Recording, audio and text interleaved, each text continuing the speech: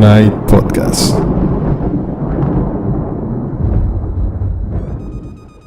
Amigos, bienvenidos a otro episodio más del Tonight Podcast, donde vamos a estar hablando de una obra muy interesante. De hecho, una de las obras últimas que realizó este gran autor que se llama Alberto Breccia, de la mano de Sabato, Ernesto Sabato, o Sábato más bien, porque tiene acento en la primera A, que se llama Informe sobre Ciegos. Y para ello me va a estar acompañando Abraham Martínez, Cuervo Oscuro. Hola Miguel, buenas noches al público del Tonight Podcast, este público que nos ve o tal vez no nos ve, ya lo descubriremos. Y también, por supuesto, saludo al gaucho mayor que está tomando mate allá arriba en la cabina, Pollicio. Está allá en cabina y también está con nosotros Gil Agudín. Hola Miguel Ángel, buenas noches, Abraham, un gustazo como siempre estar con ustedes para hablar de cómics. Muchas gracias, Gil, por estar aquí platicando de esta bonita historieta, que de hecho ya les decíamos que fue de las últimas obras de Alberto Breccia. De hecho, su última obra fue una obra que hizo en el 92, que se llamó El Dibujado. Antes de esa hizo una que era El Dorado. Antes del Dorado hizo El Guapo, la Muerte y el Tango. Y antes de esa hizo esta justamente en el 91, que se llama Informes sobre Ciegos, que está basada en la obra de Ernesto Sábato. Y pues esta la recomendó Abraham. Así que Abraham, cuéntanos cómo es que llegaste a esta obra, por qué nos la recomendaste. Bueno, principalmente porque, como bien sabe nuestro público, pues aquí en el Tonight Podcast tendemos a favorecer o a reseñar obras que tienen una calidad gráfica muy alta, sobre todo con mucho respeto por la anatomía, por la luz, por el color, la composición. Creo que tenemos unos gustos muy rafaelistas, ¿no? Muy clásicos y sobre todo también pues muy europeos. Pero ¿qué es lo que pasa con Informes sobre los Ciegos de Breccia y Sábato? Que es todo lo opuesto. Es una novelita gráfica argentina basada en este capítulo llamado de la novela sobre héroes y tumbas de Ernesto Sábato, que tiene un capítulo que se llama Informes sobre Ciegos, y es completamente algo hecho en blanco y negro, 100% blanco y negro. Y ahorita vamos a platicar de esta parte gráfica que a mí me gustaría mucho que ustedes, como ilustradores profesionales, pues me den su punto de vista acerca de la parte, sobre todo la parte gráfica. Por eso quise aventar el reto de Al Tonight Podcast. Va. Pues Gil, ¿quieres comenzar diciéndonos tu opinión acerca del Informe sobre Ciegos? Sí, platicamos un poco los antecedentes antes de meternos Sí, claro que sí. Parte gráfica. Porque vaya que hay antecedentes aquí. Pues como ustedes comentaban, ¿no? Yo si te tuviera que resumir esta obra, yo diría, en una sola palabra, te diría que es perturbadora. No sé si ustedes estén de acuerdo conmigo. Sí. Y platicando un poco los antecedentes, pues hay que recordar que Breccia pues empezó trabajando con guiones de otros en un principio, como con Oesterheld, ¿no? Con el que creó pues obras maestras como Sherlock Holmes, Cinder. Y después Breccia comenzó a trabajar en la adaptación de textos literarios por ahí de los años 70, ¿no? Con su versión de cuentos como El corazón delator de Poe o La gallina degollada, ¿no? De Mamado Nervo. Maldito Policio, ya me alteró el audio. Lo que yo dije es de Quiroga, ¿no? De Horacio Quiroga.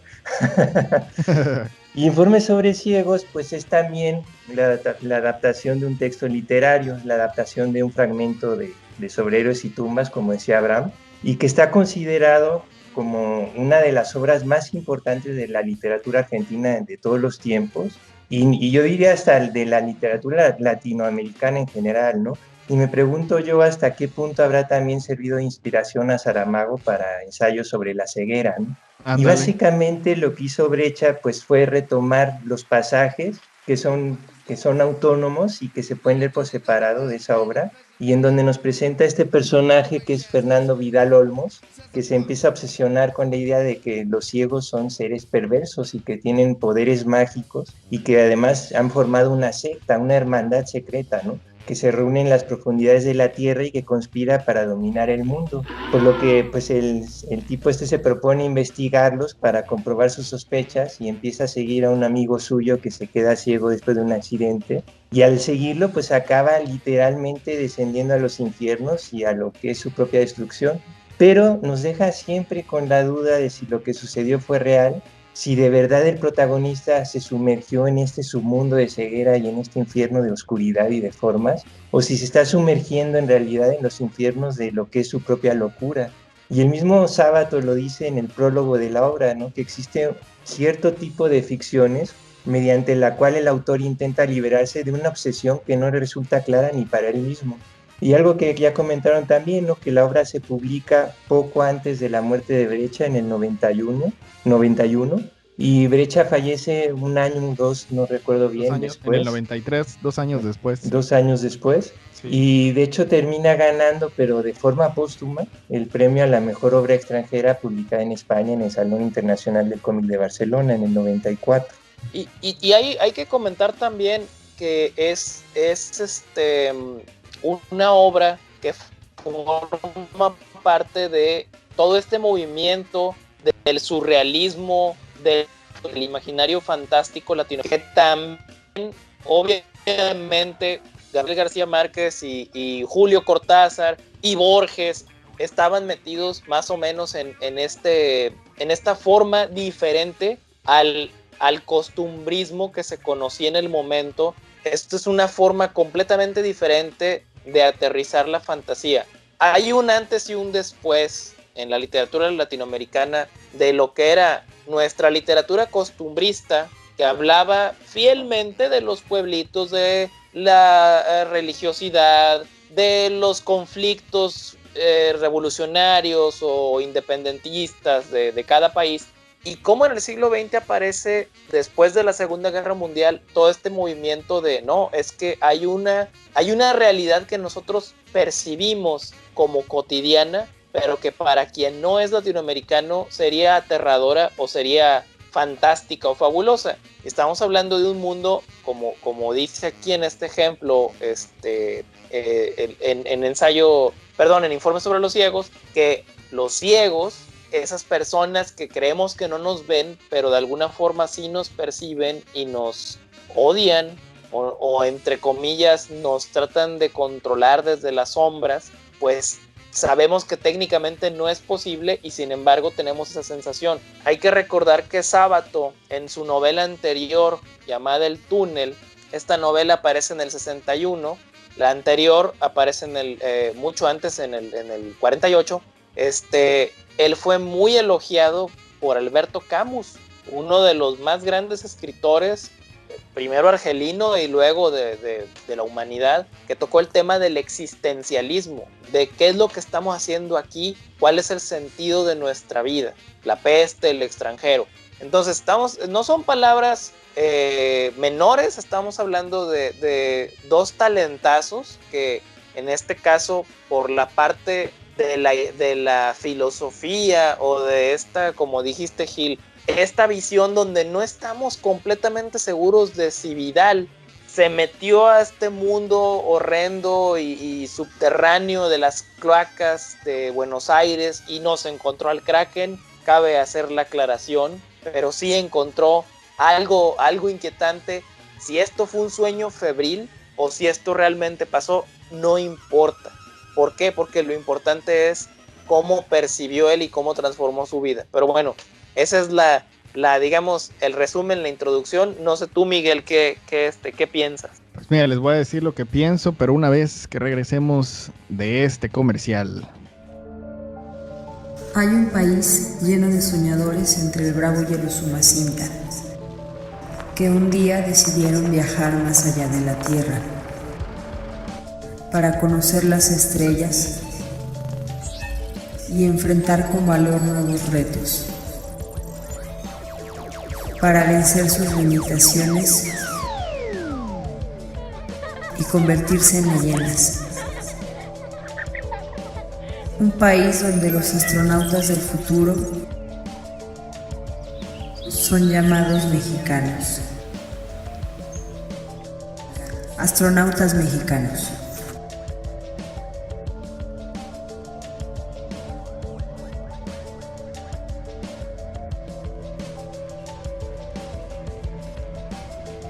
Y ya regresamos del comercial y ahora sí les voy a decir mi opinión acerca de esta historia. Esta historia, voy a decirles que va a ser complicada para la gente que venga de leer superhéroes. No les va a gustar. O bueno, no sé, a lo mejor sí les va a gustar, ¿no? Cosa de que la lean. Es complicada por la parte gráfica. Con Brecha empieza a dibujar en los 30s, en tiras cómicas, empieza en revistas allá en Argentina, donde se crió, porque él es de Uruguay, pero pues desde chavito se fue hacia allá. Y empezó, ¿no?, su carrera como dibujante. Y era muy bueno, pero hacía sobre todo encargos para editoriales, ¿no? Portaditas, tiras cómicas. Hasta que un día llegó Hugo Pratt, no sé si le suena el nombre, creador de Corto Maltés, y le dijo: voy a tratar de imitarlo con mi mejor acento argentino. Vos sos una puta barata. ¿Por qué estás haciendo mierda pudiendo hacer algo mejor? Y entonces Brecha dijo: no, voy a ponerme las pilas. Y junto con Héctor Germán Oesterheld creó Sherlock Time. Y de ahí hay un salto gráfico buenísimo, ¿no? De alto contraste. Si se ponen a buscar imágenes de Alberto Brecha, si lo googlean, pues se van a encontrar con que van a decir, pero esto es como muy Frank Miller, ¿no? Como muy Sin City, pero pues es al revés. Frank Miller está muy inspirado, se inspiró muchísimo para hacer su obra de Sin City en el estilo de Alberto Brecha, justamente, y van a ver que Alberto Brecha es extraordinariamente bueno, ¿no? A la hora de meter altos contrastes, de meter sombras, de meter luz, y sin embargo, en los últimos años, como que él se fue a una onda de experimentación. Y entonces, por ejemplo, ya habíamos hablado en temporadas anteriores de los mitos de, a ver si lo digo bien, Abraham, de Cthulhu. ya lo habíamos platicado en una temporada pasada, no me acuerdo si en la pasada o en la antepasada. Pero el caso es que ya ahí veíamos como ciertos indicios de que Brecha iba a experimentar con otras técnicas, con otro tipo de narración al que él estaba acostumbrado. Y justamente en esta historieta de Informes sobre Ciegos, se va totalmente a lo abstracto. Entonces, de repente en las viñetas, pues sí te costaba trabajo encontrar dónde estaba la figura. Esta figura de este hombre de Fernando Vidal, que de repente como si yo lo describiría el cómic, así como hizo Gil, de que en pocas palabras describirlo, yo lo diría que es como oníricamente perturbador. También sumaría esa palabra, la subrayaría. Pero aunque es perturbador, no llega a ser una pesadilla, ¿no? Más bien es como una búsqueda de encontrar si lo que está viviendo es, como ya dijo Gil, es real o es todo en su imaginación, siguiendo a esta ciega. Y es así como en un sueño, ¿no? Cuando estás en un sueño pasas de un lugar a otro. Bueno, no sé si a ustedes les pase, pero a mí sí, que pasas así, ¿no? Sin pensarlo, de un escenario a otro. Y esos escenarios que hace Brecha, porque pasa por muchas como cavernas, no sé si son recortes, de repente parece como que como que la tinta la humedeció tanto casi al líquido y luego la arrastró con un pincel que se ve con bastante grosor. Y entonces quedan las burbujitas así estiradas sobre el lienzo y dan esta textura así como de líneas como quebradizas que quedan muy bien para luego las sombras que le mete como si fuera una piedra, ¿no? Y de entre las piedras y las rocas tienes que buscar ahí las siluetas de los personajes. A veces el personaje de Fernando Vidal se ve muy pequeñito en las viñetas y en grande, ¿no? Se ven todas estas, pues, ¿qué sería? Como estructuras rocosas de las cuevas donde se mete. De repente, pues no sé, ¿no? Se ve como huellas de dedo que hay por ahí. De repente pareciera como si metiera el lápiz, como si tomara pedazos de esas tintas y las recortara y las pegara en otro lado. Es demasiado abstracto. Yo ahí, sí, Miguel... A ver, dime, Abraham. Técnicamente, y por eso quería pedir la opinión de ustedes. Yo recuerdo en alguna vez tomé clases de pintura. Yo no estoy seguro si esto es tinta china con diferentes diluciones o tinta india o agua fuerte o cuál es la técnica, pero hay unas, en eso que dices que de repente se ven como unos recortes. Yo recuerdo que sí en alguna ocasión usando recortes, o sea, arrancabas tiras de periódico de diferentes formas, las mojabas en la tinta china y las colocabas en el papel y luego las levantabas y te daba esa textura así como si fuera una montaña, pero con una tinta muy tenue o dependiendo con qué dilución la remojaras. No sé si ustedes han utilizado o han oído hablar de esa técnica. Pues sí, ¿no? A la hora de experimentar, pues se pueden usar pues todo lo que te permita la imaginación, no hay límites. Y sí, te digo, parece aquí como si fuera tinta china de la India, así muy con demasiada agua para arrastrarla y que se vean como así las burbujitas que se estiran. Hay partes que parecen como con huellas digitales, hay partes como que las hizo en un lienzo, las fue recortando y las fue pegando. Hay partes que parece como que agarró una esponja y a lo mejor no sé, hizo máscaras. Máscaras, pues son como tú con una cinta, bueno, se puede hacer con varias cosas, pero lo más común es que con una cinta de masking tape tú recortes la figurita donde quieres pintar y ya lo demás no se pinta. Y ya una vez que pintaste ahí esa zona, pues retiras el masking tape y ya quedó pintado. Pero pues aquí tú cómo ves, Gil, no es un cómic fácil para gente que... No, para nada, ¿eh? Aquí ya se necesita tener un ratito de leer cómics para disfrutarlo. De hecho, yo estoy de acuerdo contigo, ¿no? En que como que aquí Brecha retoma un poco lo que hizo con la adaptación de los mitos de Cthulhu, de Cthulhu, como se diga, ¿no? Retoma, pues nuevamente, ese estilo que es completamente experimental, en donde, como tú bien decías, pues abandona casi por completo lo que es el dibujo tradicional de cómics, ¿no? Ese dibujo en blanco y negro tradicional del entintado de cómic y nos sumerge en un mundo que está lleno de grises, en lo que es un derroche de experimentación y una técnica mixta, me parece a mí, ¿no? A base de manchas, de collage, de fotografías, de tramados, de salpicaduras. Y ya lo comentábamos, ¿no? En el episodio que le dedicamos a los mitos, que Brecha pues se sumerge de lleno en la locura y los miedos más primigenios y llega un momento en que su dibujo se vuelve absolutamente irracional y abstracto también. Y de alguna manera, pues nosotros como lectores, pues terminamos perdiendo el anclaje con lo que es real al leerlo. Y lo único que él hace, pues, es apuntar con manchas, pues, ciertos rasgos, de manera que nosotros los lectores terminamos proyectando sobre ellos nuestros propios miedos. Ya lo decíamos en la vez que platicábamos de los mitos, aquí en el Tonight Podcast también, que si nos fijamos, la mayoría de las viñetas, pues, acaban siendo una serie de formas abstractas que al final se vuelven pues como una mancha de Rorschach, ¿no? En donde nosotros como lectores acabamos pues proyectando nuestros temores y pesadillas y pues yo pienso que ahí está justamente la razón por la que al final la adaptación que hace Brecha del relato de Sabato pues acaba siendo tan perturbadora. Y decía Oliver Stone en Platón que el infierno es la imposibilidad de la razón y es algo con lo que yo estoy completamente de acuerdo. Además, para mí también el infierno debe de ser la imposibilidad de la razón y eso es justo lo que hace Brecha con nosotros, con esos dibujos abstractos e irracionales. Nos lleva a través de un viajezote infernal en donde la razón y la cordura pues ya no tienen cabida y en donde a nosotros como lectores no nos queda más opción que dejarnos ir junto con el protagonista hacia la locura. Y de hecho a mí, no sé ustedes qué opinen, me recuerda mucho obras como Uzumaki, ¿no? De Junji Ito, que ya la comentamos aquí, en donde, pues también en Uzumaki los protagonistas se empiezan a obsesionar con las espirales, y en Informes sobre ciegos, pues es un tipo que se empieza a obsesionar con los invidentes, y en los dos casos, pues la obsesión los lleva a la sinrazón y de ahí a la locura.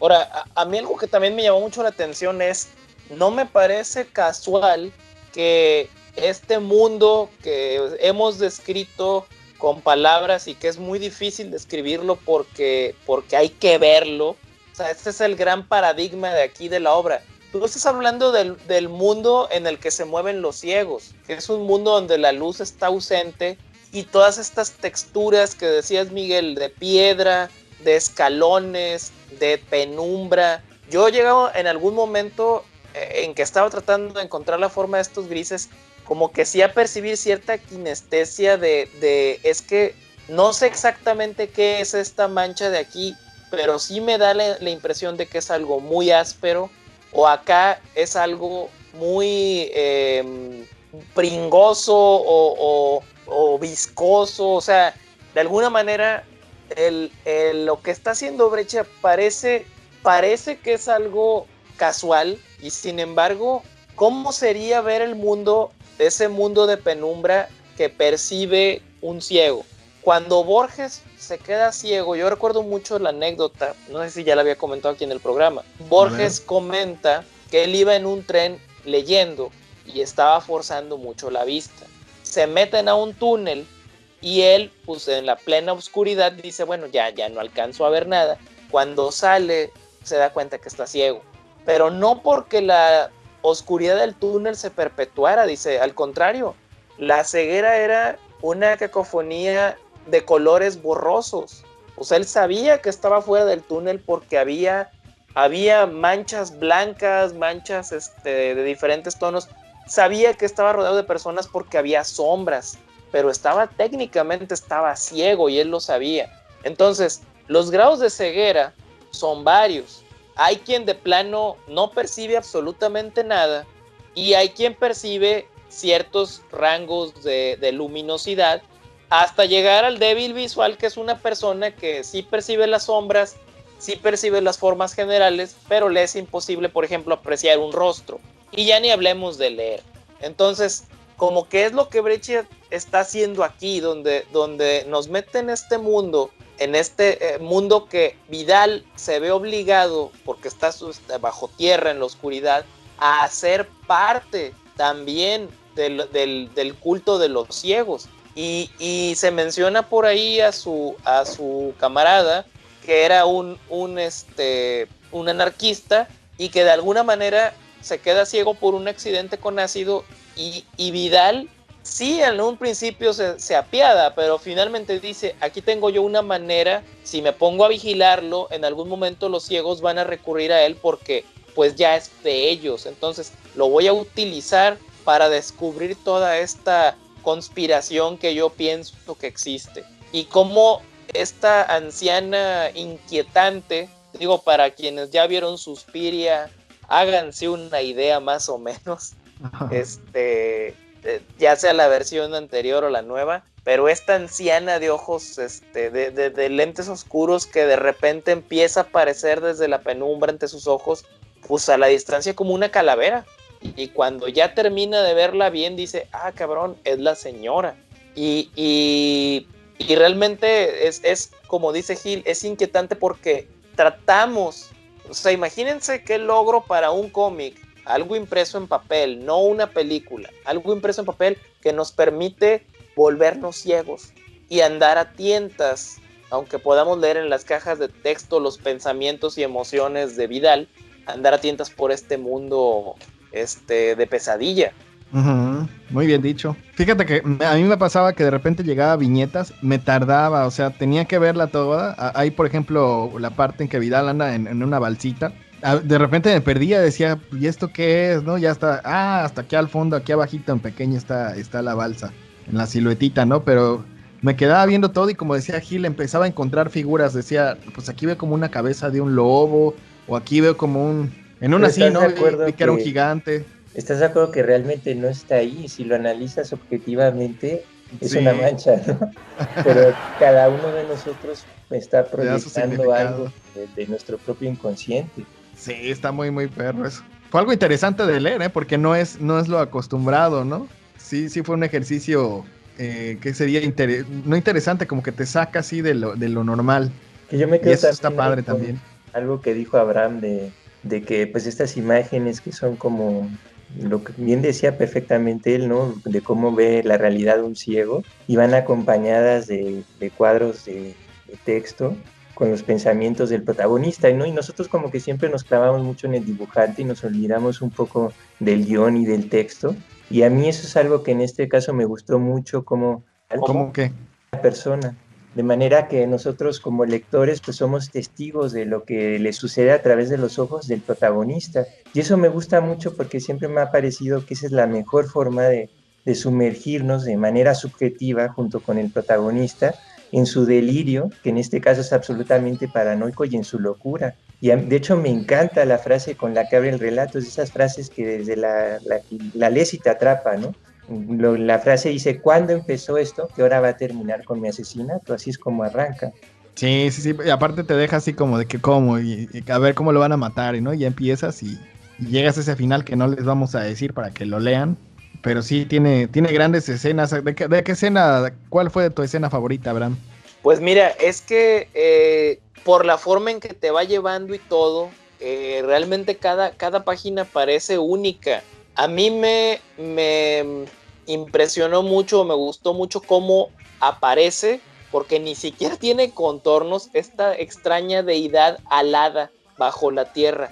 Todo es una masa de grises de diferentes formas y para mí al menos que yo ya uso lentes para leer, de repente, como dices, te quedabas viendo el panel y, oye, espérate, es que no hay un contorno, pero aquí en medio de la página hay una mujer con alas.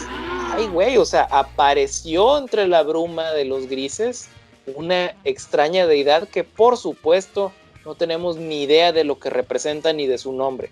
Pero ya encontrárnosla bajo tierra, híjole, ya no puede ser algo bueno. ¿Y tú, Gil, qué escena interesante dice? Pues a mí me impactó mucho en la página 39 de esta edición, es la de Atisberri, cuando pues el protagonista ya está metido en estas cavernas y llega un momento en que, bueno, empieza a descender Ay, y a me la descender. ganaste. Ya sé cuál dices. Estaba en la mismita. El consejo de Y los ciegos, ¿no? no, es cuando ya se desploma sin fuerzas y se agarra la cabeza con las manos, sin albur, y empieza a gritar: no puedo entender, no puedo entender, ¿no? Porque Sí, es justo lo que platicábamos, ¿no? Llegó a ese punto en que de la imposibilidad de la razón, que era lo que comentaba yo antes, ¿no? No puedo entender, es lo que no para de repetir. No sé, a mí me impactó esa escena. ¿Cuál es la que tú dices, Miguel? un poquito antes, unas páginas antes, es la 32, creo. Sí, debe ser la 32. Bueno, sí, es la página 32, donde está hablando con el... Llega a un punto en este viaje que está haciendo en las cavernas y se encuentra con un consejo de los ciegos y están reunidos. Pero me gustó cómo lo resolvió porque si ignoras las caritas, pues serían como recortes así triangulares que los va uniendo, pero él les encontró una forma así como, pues que están en círculo platicando, y nada más les puso unos puntitos, los ojitos, la boquita, y ahí tienes, ¿no? Hay unas que están como en silueta, pero no sé, me gustó cómo lo resolvió. Sí, y de hecho si te fijas en páginas como esta, lo único que tiene más o menos una forma tradicional es el personaje, el protagonista, todo lo demás es abstracto. Y hasta el protagonista, el rostro más o menos, porque el cuerpo también es así como con recortes, como la silueta, no define. Y luego en la siguiente, en la 35, cuando empieza a descender por las escaleras, sí, fíjate cómo resolvió las escaleras.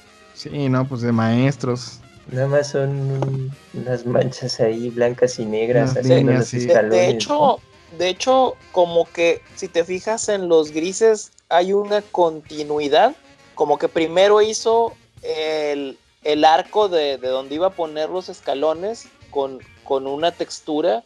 Y luego la sombra de la parte superior de los escalones ya viene siendo una especie de recorte o lo que te decía, ¿no? O como dices tú, Miguel, esta Es una esponja o algo máscara. así. No, es con una máscara. Estas máscaras, porque son varias máscaras. Insisto, como dijeron, a veces hay cómics que es muy sencillo abordar el arte porque, bueno, pues sabes que, pues dibujó el personaje de forma anatómicamente correcta e iluminó con acuarela. Aquí hay tantas técnicas en solamente un color, que es negro, que en diferentes saturaciones, que se presta mucho a estos ejercicios ya desde un punto de vista de técnica y de arte y de pintura, el detenernos a ver cómo lo hizo, porque lo logra maravillosamente. Que además es algo que para poderlo hacer tienes que dominar ya todas las reglas del dibujo tradicional. O sea, él las puede romper porque las domina. no cualquiera hace este tipo de manchas y les da forma y una composición, y es algo que solamente alguien que es un maestro y que lo domina todo puede entonces darse el lujo de romper esas reglas y jugar con ellas. Sí, definitivo, digo, ya hemos visto al Breccia académico y con perfección anatómica, y aquí vemos al Breccia con esa enorme capacidad para experimentar, pero donde cada mancha, y como dijo Miguel, cada contorno, y cómo convertir 3 puntitos en un rostro, 3 puntitos, Claro, y estás viendo el rostro de unos ciegos platicando en un círculo. Es algo, las reglas están para romperse, pero tienes que conocerlas para saber por dónde pegarle, si no, solamente haces astillas. Si yo hubiera tratado de hacer esto, hubieran dicho, derramaste pintura en una hoja de papel, así, no, eso no tiene patas ni cabeza. Y aquí el hombre hace esto con plena conciencia de a dónde va cada textura y cada manchón. Que también hay por ahí viñetas que, por ejemplo, en la página 7, la viñeta 3, que es alargada, a mí me recuerda muchísimo el Guernica, ¿no? Que es también Sí. los horrores, ¿no? De la guerra, pero no sé si a ustedes les pasa igual, ¿no? ¿Lo ves? Sí, fíjate que sí, qué bueno que lo comentas, porque definitivamente sí hay una especie como de homenaje del Guernica de Picasso. Yo también lo vi, ahorita que lo mencionas, dices, sí es cierto, él está teniendo un sueño, está recordando que cuando era niño veía algo en la oscuridad y lo inquietaba, y es lo que está reflejando aquí. Sí, innegable que está ahí. Fíjate, y esa técnica del cubismo lo que tiene es que puedes, es la única técnica de pintura que puedes representar varios tiempos en en un solo momento, ¿no? Porque pues en todas las demás técnicas capturas, se supone que una parte del tiempo, ¿no? Y la plasmas en la pintura, pero en el cubismo tiene esto de que puedes, por eso se ven de repente como que dos cabezas o tres, o como si alguien estuviera viendo en varios segundos un mismo personaje, ¿no? Y aquí lo vemos, como bien dice Gil en esta viñeta, cómo hay personajes que pareciera como que son tres cabezas, pero pudiera ser la misma, ¿no? Que lo agarró en movimiento. Son técnicas así. Pues imagínate qué maestro que estudia Picasso y dice, pues voy a hacer aquí mi versión. Y dices, no Pero juegues, es que ¿no? volvemos a lo mismo, también ya lo dijo Abraham, no cualquiera con 3 manchitas te hace un rostro, ¿eh? Uh-huh. Tienes que saber hacerlo bien para poder jugar con eso. Y fíjate, mencionando el tema del cubismo, y ahorita me acordé, en la página 58, ya casi en el final, de nuevo hay una composición muy parecida, porque tenemos a un minotauro y una serie de imágenes de manos, de figuras inquietantes, como de ratas, como de víctimas. Y si la analizas, dices también, sí, aquí hay otra vez una especie de influencia del cubismo, del Guernica. De hecho, se recuerda inmediatamente al toro que sale en el Guernica, ¿no? Sí, así es, exactamente. Y tiene una razón de ser simbólica, porque finalmente, ¿quién estaba en el centro del laberinto? ¿Quién era el gran peligro del laberinto? Era el Minotauro. Y Vidal se ha metido en un laberinto y por eso sabe que lo van a matar. O sea, la carga simbólica de la novela sigue estando aquí presente. Y ojo, en esta página no hay ni una caja de texto. Son 2 viñetas, y esto que les estoy diciendo es una interpretación de la historia y de la imagen. No hay ninguna mención de texto en esta página. Ay, ¿qué me dices de la viñeta de la página anterior? La última viñeta de esta... ¿Cómo podemos? Es que si la describo al pollito, o me va a poner mucho... Pues a mí se me figura una mujer pariendo un pulpo, ¿no? Que está penetrando. Sí, sí, definitivamente. Yo más bien lo veo como una especie de ahora sí que de Cthulhu o de parto, la esposa los sueños de la esposa del pescador. Yo en la cabeza del calamar o del pulpo veo como una carita de un bebé sonriendo, pero no sé si ustedes lo vean. No, yo no. Ahí veo la boquita así, luego arriba se ve la nariz y 2 ojos, uno chico y uno grande. Y los grande. 2 ojos en la parte posterior de la cabeza del pulpo. Ajá. Pues, híjole, ya estamos jugándole mucho al Rorschach, pero yo también la veo. Yo también la veo. Gil dice que no la ve. No, es así, no. Pásenme de lo que fumaron para verla también. Rolen. Pollicio, no la rola. ¿Qué se la queda? Pásala, Pollicio, tú. Rólala. No, es todo, es una obra muy interesante, ¿no? No es para todos los públicos, ¿no?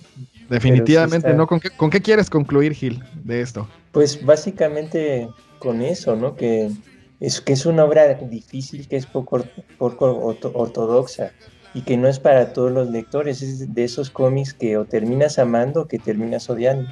Y pues hay que recordar que Brecha pues es un genio, es uno de los más grandes maestros de la historia del cómic, es uno de los autores más originales, más innovadores en la historia del cómic. Y en lo personal entiendo lo que Brecha quiso hacer, entiendo el valor experimental que tiene esta obra, cómo logra ese efecto expresionista, hipnótico, atormentado, perturbador y terrorífico del horror existencial, que es este subgénero del horror, que explora no los horrores de fuerzas externas sobrenaturales, sino el mundo interior del protagonista, perdón. Informe sobre ciegos, pues es un viajezote infernal, como te decía, entiendo lo que Brecha quiso hacer y no me queda más que quitarme el sombrero, pues ante el genio del maestro, pero también entiendo que quizás no sea el tipo de cómic que le podría llamar la atención a la gran mayoría del público, y para los que no conozcan el trabajo del maestro Brecha, pues quizás sea menos violento acercarse a él, pues a través de obras con un estilo más tradicional y con un estilo de dibujo más clásico, como Vito Nervio o como Mort Cinder, por ejemplo. Y es una obra que yo le recomendaría más bien a los amantes del trabajo de Brecha, a todos los profesionales que les gusta explorar pues, los límites narrativos de la historieta en sus vertientes menos ortodoxas y más experimentales, pues, y en general pues a todos los amantes de las historias de terror que disfruten de adentrarse en estos universos terroríficos de pesadilla. Abraham, ¿cuál sería tu conclusión? Pues sí, como dice Gil, sí estamos ante una obra que a mí me pareció muy interesante y que quería platicar con ustedes ya a un nivel más, no de lector, sino de autor. Sí creo que para el lector promedio de cómic que está acostumbrado a Marvel y a DC, esto puede ser entre repelente, aburrido, feo y hasta a lo mejor malo. Pero para quienes están buscando otro tipo de lecturas que demandan más atención a los detalles y un poquito más de conocimiento como cosa de aprenderle a uno de los grandes, sí lo recomendaría. Estoy de acuerdo con Gil que a lo mejor si eres fan de Brecha y no lo has leído, tienes que ir corriendo a leerlo. Si no conoces a Brecha, bueno, voy a empezar con Mort Cinder y después ya empezar a pasar a sus cosas más experimentales, como ya reseñamos aquí, los mitos de Cthulhu, y después ya estarías listo para ver esto. Pero bueno, finalmente la función del programa, si Pollicio me permite decirlo, pues es proponerles lecturas diferentes y proponerles obras que a lo mejor no son siempre tan conocidas, pero que vale la pena conocer. Entonces, bueno, qué bueno que les gustó, espero que le guste al público que lo lea. A mí pues, me da gusto haberlo compartido. No, y a nosotros nos da gusto que nos compartas estas obras, Abraham. Mi conclusión sería, pues esta es una obra maestra, como ya dijeron aquí Abraham y Gil. Es una obra complicada, pero los artistas, los pintores y la gente que le guste las obras perturbadoras, las obras que les den esa, ¿qué sería? Ese enchinamiento en la piel que andan buscando. Yo creo que esto es justo lo que necesitan. Informes sobre ciegos de Ernesto Sabato y de Alberto Brecha. La última edición la publicó Astiberri, la encuentran así en español. Y pues son 64 páginas, está en blanco y negro. Y pues ya decíamos que es de las últimas obras que hizo Brecha. Y es donde se dio el lujo, ¿no?, de hacer todos estos experimentos. Y pues ahí les animamos a que busquen entre las sombras, entre esas manchas de tintas, figuras, que les digan algo, ¿no? Que a lo mejor una vez que terminen el cómic, no solo habrán terminado esta obra, sino que van a conocer un poco de eso que les está moviendo ahí en la mente, ¿no? Sus terrores, sus miedos, a lo mejor los vieron por ahí. Y es bueno también enfrentarlos, porque nos hace conocernos. Y pues nada, es otra obra que se adhiere a la colección de cómics que tenemos aquí en el Tonight Podcast, Informe sobre Ciegos. Gil, ¿dónde pueden contactarte? Pues me pueden buscar en YouTube como Gil Russo o también en mi página web que es underdog.dreamcomics.com. ¿Y Abraham? Bueno, a mí me encuentran en www.fantasiasparanoctámbulos.com. Ahí está el trabajo que hemos publicado en la editorial. Ahí pueden encontrar a Miguel, pueden encontrar a diferentes autores. En Twitter como Cuervo Oscuro, en Facebook como Cuervo Oscuro, en Instagram como Cuervo Oscuro. Y pues ya como www.cuervooscuro.com, pues ya nos ganaron el dominio los japoneses porque no pagamos. Ni a hablar. Pues ha sido todo, muchas gracias por vernos y por oírnos. Y Pollicio nos va a mandar a la música.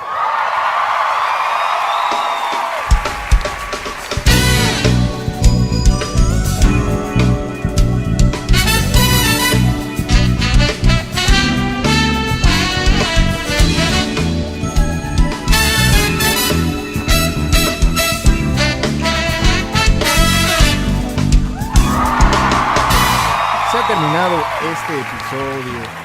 No se pongan así. Recuerden que el próximo domingo tenemos otro gran episodio aquí en el Tonight Podcast. ¿Y qué es lo que vamos a tener el próximo domingo, Pollicio? Mad Men. Así es. Vamos a estar hablando de una de las mejores series que se han hecho en la historia de la televisión. Es un episodio muy bonito, no pueden perdérselo el siguiente domingo. Nuestras páginas en Facebook, en YouTube, en iTunes y en iVoox nos encuentran como Tonight Podcast. Muchas gracias a la gente que ya nos ha dejado reseñas, que nos ha valorado, que nos ha comentado, que se ha suscrito al canal. De veras, muchísimas gracias. Se los agradecemos de todo corazón.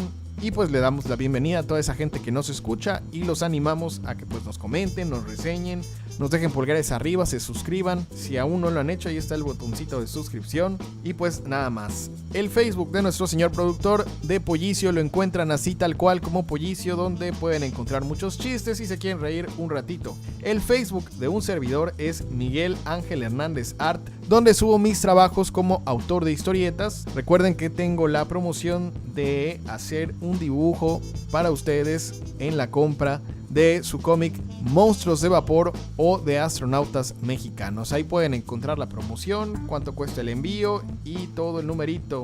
En Twitter me encuentran como Miguel ANGH y en Instagram estoy como Miguel Ángel H DZ Art. Ahora sí, se ha terminado este episodio. Muchas gracias por vernos, muchas gracias por oírnos y como siempre nosotros nos vemos y nos oímos el siguiente domingo. Chao.